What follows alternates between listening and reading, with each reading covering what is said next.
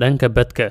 guud ee dhulka Soomaalida dhulka taariikhiga ee Soomaaliya waa 1,115,283 kiiloomitir iskuweer taasoo ka dhigan wadanka 27 caalamka oo dhan dhinaca badka ahna kan tobanaad qaaradda Afrika lama yaqaan markii ugu horeysay la adeegsada magaca Soomaaliya dal ahaan intii aan mawduucan diyaarinay ayaan la kulmay map ama khariidad qadiim oo la sawiray xilligii dawladda Cuthmaaniyiinta gaar ahaan taariikhdii 1803 haddaba magac ahaan waxa Soomaaliya ku qoran magaca Cijin sida idin muuqato